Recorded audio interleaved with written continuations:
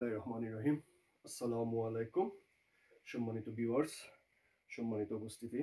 আমি আজকে আমার ইংলিশ ল্যাঙ্গুয়েজের ব্যাকরণের ধারাবাহিকতায় আজকে নতুন আরেকটি ভিডিও নিয়ে আসলাম। আজকে আপনাদের সামনে উপস্থিত করব অ্যালফাবেট ওয়ার্ডের পরে সেন্টেন্স টপিকটা নিয়ে।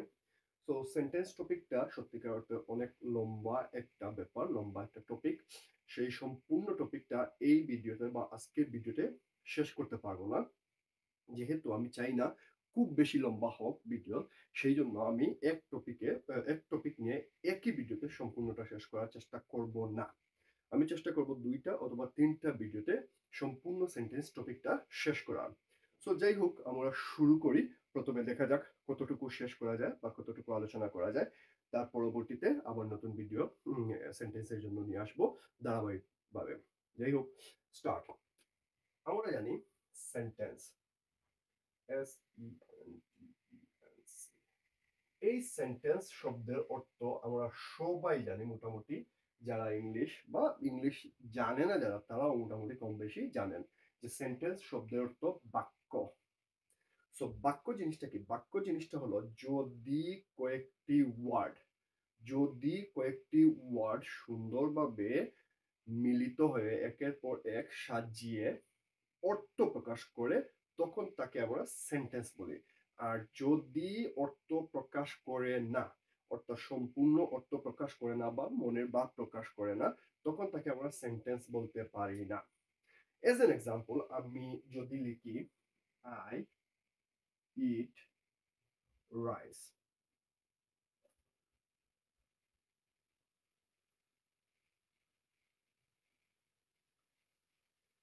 To school. এখানে দেখেন, আই ইট রাইস, আমি ভাত খাই। I go to school, so আমি স্কুলে যাই। I go to school, I eat rice. এই দুইটা সেন্টেন্স দ্বারা আমরা কি বুঝতে পারছি যে দুটা সেন্টেন্সের মধ্যে এই সেন্টেন্সের মধ্যে তিনটা ওয়ার্ড রয়েছে। এই সেন্টেন্সের মধ্যে তিনের অধিক ওয়ার্ড রয়েছে, মনে করেন চারটা ওয়ার্ড রয়েছে। সো এই প্রত্যেকটা ওয়ার্ড আমরা আগের টপিকে দেখেছিলাম, ওয়ার্ড হলো একটা সেন্টেন্সের ইউনিট। অর্থাৎ কয়েকটি ওয়ার্ড মিলে একটি সেন্টেন্স গঠিত হয়। সো এই সেন্টেন্স গুলোতে আমরা দেখতে পাচ্ছি যে তিনটা বা চারটা ওয়ার্ড মিলে একটা সেন্টেন্স গঠিত হয়েছে। তো এই সেন্টেন্স যদি আমরা এভাবে সাজাই, তাহলে আমরা অর্থ পাই। আবার যদি মনে করেন এই দুটি সেন্টেন্সকে এলোমেলো ভাবে সাজাই, র্যান্ডমলি সাজাই, যেমন ধরেন ইট আই রাইস। এই সেন্টেন্সটি যদিও এখানে একটা দুইটা তিনটা ওয়ার্ড রয়েছে, কিন্তু এটার কোনো মিনিং নাই। কেন মিনিং নাই? কারণ এখানে ওয়ার্ডগুলো র্যান্ডমলি সাজানো হয়েছে বা ওয়ার্ডগুলো র্যান্ডমলি লেখা হয়েছে, যার কোনো অর্থ প্রকাশ করছে না, অর্থ প্রকাশ হচ্ছে না, অর্থাৎ প্রপার অর্থ আসছে না, যার কারণে এটাকে আমরা পরিপূর্ণ কোনো সেন্টেন্স বলতে পারবো না।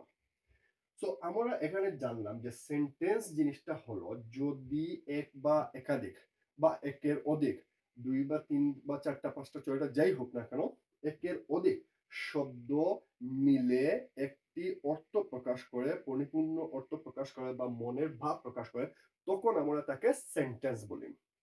তাহলে একটি পরিপূর্ণ সেন্টেন্স হতে হলে আমরা এখানে দেখতে পেলাম যে আমাদের কয়েকটি ওয়ার্ডের প্রয়োজন। যাই হোক, এখন আমরা এতটুকু বুঝতে পারলাম যে ওয়ার্ড দরকার। ওয়ার্ড গুলো আমরা আগের টপিকে আলোচনা করেছি, ওয়ার্ড জিনিসটা কি, ওয়ার্ড কিভাবে গঠিত হয়, ওয়ার্ডকে। আচ্ছা, যাই হোক, এখানে একটা জিনিস আপনাদেরকে আমি বলে রাখি, ওয়ার্ডকে কিভাবে ভেঙে ভেঙে উচ্চারণ করে শেখা যায়, সেটা একটা টপিক নিয়ে আমি আলোচনা করব ফিউচারে। সেটার জন্য আমি প্রস্তুতি নিচ্ছি। যাই হোক, সো এখানে দেখেন, আমি মেইন টপিকে আবার চলে আসছি। তো এখানে আমরা দেখতে পাচ্ছি যে এই সেন্টেন্স গুলাতে তিনটা চারটা ওয়ার্ড মিলে একটা সেন্টেন্স গঠিত হয়েছে। এখন আমরা দেখি একটা সেন্টেন্সকে একটা সেন্টেন্সকে স্বাভাবিকভাবে দুইটা অংশে ভাগ করা যায় বা দুইটা অংশে বিভক্ত করা যায় বা ভাঙা যায়। এখন মনে করেন এখানে আমরা দেখতে পাচ্ছি আই ইট রাইস, এটা একটা sentence. I go to school, এটাও একটা সেন্টেন্স। মনে করেন যদি আমি এই সেন্টেন্সটাকে দুইটা অংশে ভাগ করি বা দুইটা অংশে ডিভাইড করি,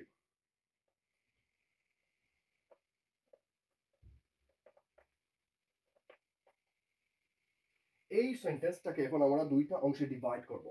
এটা হচ্ছে সেন্টেন্স গঠনের নিয়ম কানুনগুলো এখন আমরা দেখছি কিভাবে সেন্টেন্স গঠন হয় বা কিভাবে সেন্টেন্স আপনারা লিখবেন, কিভাবে লিখতে হবে। সো দেখেন এখানে যে তিনটা ওয়ার্ড রয়েছে, এই তিনটা ওয়ার্ডকে আমরা দুইটা অংশে ডিভাইড করব। কিভাবে দুইটা অংশে ডিভাইড করব? এই আই অংশটা হচ্ছে একটা অংশ এবং এই ইট রাইস হচ্ছে আরেকটা অংশ। মনে রাখবেন আই অংশটা হচ্ছে একটা অংশ, ইট রাইস হচ্ছে আরেকটা অংশ। তাহলে আই অংশটার নাম কি এবং ইট রাইস অংশটার নাম কি? আই অংশটার নাম হচ্ছে সাবজেক্ট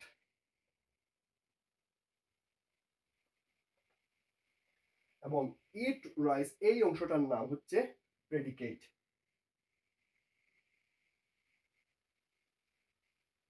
মনে রাখবেন তাহলে আমরা কি পেলাম? একটা সেন্টেন্সের স্বাভাবিকভাবে দুইটা অংশে বিভক্ত করলাম, করে আমরা পেলাম সাবজেক্ট অংশ এবং প্রেডিকেট অংশ। সো সাবজেক্ট অংশের মধ্যে শুধুমাত্র পার্সন গুলা থাকে, যেমন আই, উই, ইউ, আর, হি, শি, ইট, দে। এই যে শব্দগুলা, পার্সন গুলা, এই পার্সন গুলা থাকবে সাবজেক্ট অংশে। আবার আমি বলছি I, we, you, you, he, she, it, they ইত্যাদি এই শব্দগুলা, এই পার্সন গুলা থাকবে সাবজেক্ট অংশে। যেমন ধরেন I, we, you, you, he, she, it, they. এই অংশ, এই জিনিসগুলো থাকবে সাবজেক্ট অংশে এবং বাকি সবগুলো জিনিস থাকবে প্রেডিকেট অংশে। তাহলে সেন্টেন্সকে যদি আমরা দুভাগে ভাগ করি, দুইটা অংশে বিভক্ত করি, তাহলে আমরা কি পাচ্ছি? যে একটা সেন্টেন্সের দুইটা অংশ, একটা অংশকে বলা হচ্ছে সাবজেক্ট আর একটা অংশকে বলা হচ্ছে প্রেডিকেট। সো সাবজেক্ট অংশে পাবো আমরা এই জিনিসগুলা আই, উই, ইউ, ইউ, ব্লা ব্লা ব্লা, এই জিনিসগুলা সাবজেক্ট। যেমন ধরেন করিম, রহিম, জব্বার, এই যে নামবাচক শব্দগুলা এগুলো থাকবে সাবজেক্ট এবং সাবজেক্টের নামবাচকের পরিবর্তে আই, উই, ইউ, ইউ এই জিনিসগুলো ব্যবহৃত হয়ে থাকে, যার কারণে এটাকে আমরা বলবো সাবজেক্ট। আর এই সেন্টেন্সে সাবজেক্ট ছাড়া যে সম্পূর্ণ অংশ, এই সম্পূর্ণ অংশটাকে বলা হয় প্রেডিকেট। এই প্রেডিকেট অংশটাই হচ্ছে আমাদের একটা সেন্টেন্স গঠনের মূল বিষয়। উইথ সাবজেক্ট, অবশ্যই সাবজেক্ট লাগবে, সাবজেক্ট ছাড়া নর্মালি সেন্টেন্স গঠন করা সম্ভব হবে না। সো এই সাবজেক্টের সাথে এই প্রেডিকেটের অংশটাকে আমরা আরো বিভিন্ন বিভিন্ন উপায়ে ডিভাইড করব, জানবো কিভাবে সাবজেক্ট গঠিত, প্রেডিকেট গঠিত হয়, প্রেডিকেটের মধ্যে কি কি থাকে, কিরকম সেন্টেন্স আছে, সেন্টেন্স কত প্রকার, সেন্টেন্সের স্ট্রাকচার কিরকম, এই বিষয়গুলো আমরা ফিউচারে জানবো। যার কারণে আমি প্রথমেই বলেছিলাম যে সেন্টেন্স ব্যাপারটা একটু লম্বা ব্যাপার, যার কারণে একটা ভিডিওতে সম্পূর্ণ জিনিসটা শেষ করা যাবে না। যাই হোক, সো এখানে আমরা চলে আসি, আবার সাবজেক্ট ব্যাপারটাতে চলে আসি। সো সাবজেক্টে আমরা দেখলাম এই জিনিসগুলো পেলাম এবং প্রেডিকেট অংশতে এই জিনিসগুলো পেলাম। এখন যদি আমি প্রেডিকেট অংশটাকে নিয়ে একটু আলোচনা করি, কারণ আমি সাবজেক্ট অংশটাকে অলরেডি বলে ফেলেছি যে সাবজেক্ট অংশের মধ্যে কি আছে, আই, উই, ইউ, ইউ এই জিনিসগুলো থাকে। এখন দেখি আমরা প্রেডিকেট অংশের মধ্যে কি কি থাকে। দেখেন এখানে আপনারা খেয়াল করে দেখেন, প্রেডিকেট অংশের মধ্যে আছে ইট এবং রাইস। এই ইট এবং রাইস যদি আমি এখানে নিয়ে আসি, এই ইট এবং রাইসকে যদি আমরা একটু চিন্তা করি, দেখেন এই ইট হচ্ছে একটা ভার্ব এবং রাইস হচ্ছে অবজেক্ট। ইট হচ্ছে ভার্ব এবং রাইস হচ্ছে অবজেক্ট। সো ইট যদি আমি লিখি ভার্ব এবং রাইস যদি লিখি আমি অবজেক্ট। দেখেন খুব ভালো করে এই ব্যাপারটা একটু বুঝেন যে এখানে সাবজেক্টের পরে আমি ইট পেলাম এবং অবজেক্ট, ইট পেলাম, রাইস পেলাম। ইটটা হলো ভার্ব, রাইসটা হলো অবজেক্ট। ভার্ব জিনিসটা কি আমি ফিউচার আলোচনা করব। ভার্ব হচ্ছে ক্রিয়া, কার্য, এই জিনিসগুলোকে বলা হয় ভার্ব। আর অবজেক্ট হচ্ছে সাবজেক্ট দ্বারা যে জিনিসটা করা হচ্ছে সেটা হচ্ছে ক্রিয়া, আর যাকে করা হচ্ছে বা কোন বস্তু বিষয় এই জিনিসগুলোকে বলা হয় অবজেক্ট। যেমন ধরেন আই ইট রাইস, সো এখানে ভার্বটা হচ্ছে ইট এবং অবজেক্টটা কি খাই, অবজেক্ট রাইস খাই, সো এই রাইসটা হচ্ছে অবজেক্ট। সো খুব ভালো করে বুঝেন, আমরা একটা সেন্টেন্সে কি কি পেলাম, সাবজেক্ট পেলাম, ভার্ব পেলাম এবং অবজেক্ট পেলাম। সো আমরা সেন্টেন্স যদি তৈরি করতে চাই আমরা কি কি লাগবে, আমাদের subject plus verb plus object. এটা হচ্ছে একটা সিম্পল সেন্টেন্স তৈরির মূল এবং বেসিক স্ট্রাকচার। এটা হচ্ছে একটা সেন্টেন্স তৈরির মূল এবং বেসিক স্ট্রাকচার, সাবজেক্ট, ভার্ব এবং অবজেক্ট। সো আমরা সেন্টেন্স ব্যাপারটা খুব ভালো করে চিন্তা করে যদি এখন বলি যে আমরা সেন্টেন্স তৈরি করতে হলে কয়েকটি ওয়ার্ড নেব, সেই ওয়ার্ডগুলোকে সুন্দরভাবে সাজাবো যাতে একটি অর্থ প্রকাশ করে, যাতে মনের ভাব প্রকাশ করে, এই ধরনের আহ, বিন্যাসকেই আমরা সেন্টেন্স বলবো। এবং এই বিন্যাসটা এমন ভাবে হতে হবে, সাবজেক্টটা আসবে প্রথমে, ভার্বটা আসবে সেকেন্ড এবং অবজেক্টটা থাকবে নেক্সট। সো এই স্ট্রাকচারের উপর ভিত্তি করে যদি আমি এখন একটা সেন্টেন্স আবার লিখি, হি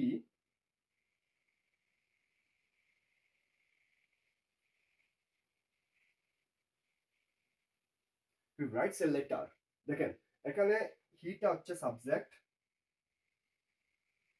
রাইটসটা হচ্ছে ভার্ব এবং লেটারটা হচ্ছে অবজেক্ট। সো এই স্ট্রাকচারের উপর ভিত্তি করে যদি আমি লিখি যে হিটা হচ্ছে সাবজেক্ট, রাইটসটা হচ্ছে ভার্ব, এখানে এস যুক্ত হয়েছে হি থাকার কারণে। তো এখানে একটা শর্ত আছে যে থার্ড পারসন সিঙ্গুলার নাম্বারের ক্ষেত্রে, থার্ড পারসন সিঙ্গুলার নাম্বারের ক্ষেত্রে ভার্বের শেষে এস বা ইএস যুক্ত হয়। এটা আমি যখন পার্সন জিনিসটা নিয়ে আলোচনা করব তখন এই জিনিসটা এস কেন যুক্ত হয় আপনাদেরকে বলবো, এস কেন যুক্ত হয় ভার্বের শেষে তখন বলবো। এখন জাস্ট আপনারা এটা মনে রাখবেন যে থার্ড পারসন, হিটা হচ্ছে থার্ড পারসন এবং সিঙ্গুলার নাম্বার এবং ভার্বের শেষে এস অথবা ইএস ও যুক্ত হতে পারে। সো এখন আমরা সেন্টেন্সে দেখলাম যে সাবজেক্ট এই দেখেন সাবজেক্ট হি, ভার্ব এই দেখেন ভার্ব রাইট, অবজেক্ট এই দেখেন অবজেক্ট। সো একটা সেন্টেন্সের বেসিক ব্যাপারটা হচ্ছে সাবজেক্ট থাকবে প্রথমে, ভার্ব থাকবে, তারপর অবজেক্ট থাকবে। এটাই মনে রাখবেন সেন্টেন্সের মেইন প্রধান, যাকে আমরা বলি প্রধান এবং মূল বলতে পারেন, প্রধান বলতে পারেন স্ট্রাকচারের সিস্টেম। সো এই সেন্টেন্সের আবার যদি ঠিক এই ব্যাপারটাতে যাই, আমরা প্রেডিকেট ব্যাপারটাতে যাই, সো এই অংশটার নাম হচ্ছে প্রেডিকেট।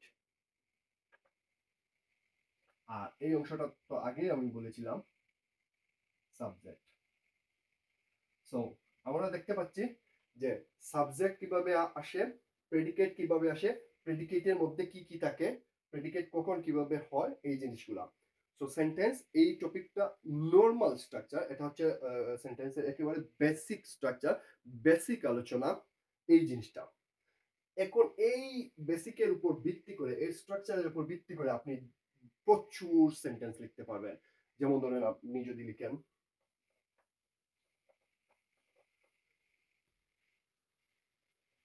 হি ইজ রানিং, সে দৌড়াচ্ছে, এখানে দেখেন সাবজেক্ট হি, ইজটা হলো অক্সিলিয়ারি ভার্ব, রানটা হলো মেইন ভার্ব। যেহেতু এটা কন্টিনিউয়াস সেন্টেন্স সেহেতু ইজ আসছে এবং আইএনজি যুক্ত হয়েছে, তবে এগুলো পরে আলোচনা করব। জাস্ট এখানে দেখেন হিটা হচ্ছে সাবজেক্ট, রানিংটা হচ্ছে মেইন ভার্ব, ইজটা হচ্ছে অক্সিলিয়ারি ভার্ব। যাই হোক এইরকম মনে করেন আই,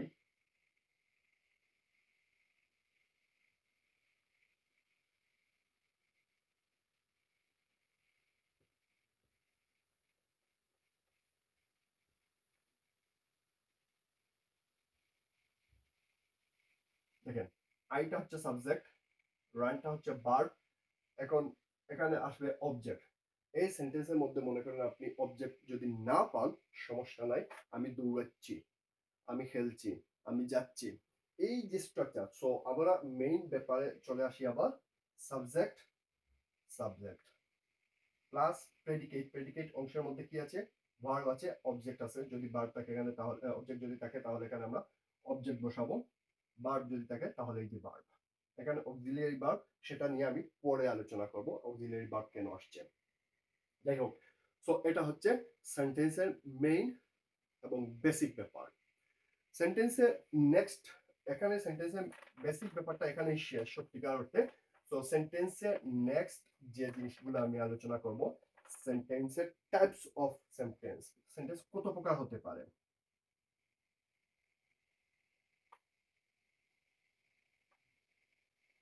টাইপস অফ সেন্টেন্স এবং স্ট্রাকচার অফ সেন্টেন্স।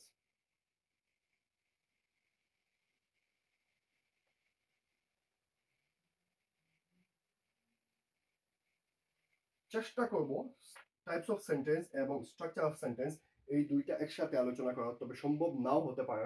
কারণ টাইপস অফ সেন্টেন্স ৫ প্রকারের সেন্টেন্স রয়েছে। এই ৫ প্রকারের সেন্টেন্স আলোচনা করতে মোটামুটি পুরোপুরি একটা ভিডিওর প্রয়োজন হবে। আর যদি স্ট্রাকচার নিয়ে আসি তাহলে অনেক বড় হয়ে যাবে। সো স্ট্রাকচার অফ সেন্টেন্স আরেকটা ভিডিওতে চেষ্টা করব শেষ করা, আর টাইপস অফ সেন্টেন্সটা চেষ্টা করবো একটা ভিডিওতে শেষ করা। পরবর্তী ভিডিও এই দুইটা টপিকের মধ্যে একটি টপিক নিয়ে আসবার চেষ্টা করবো আপনাদের সামনে। তো আজকে সেন্টেন্স ব্যাপারটা এখানেই শেষ করছি। ধন্যবাদ সবাইকে। আপনাদেরকে আবারও ধন্যবাদ জানাচ্ছি আমার এই ভিডিও দেখার জন্য। আশা করি ভালো থাকবেন। আর পরবর্তী ভিডিও নিয়ে আসার জন্য আমিও চেষ্টা করব। আজকের মতো এখানেই বিদায় নিচ্ছি। আল্লাহ হাফেজ।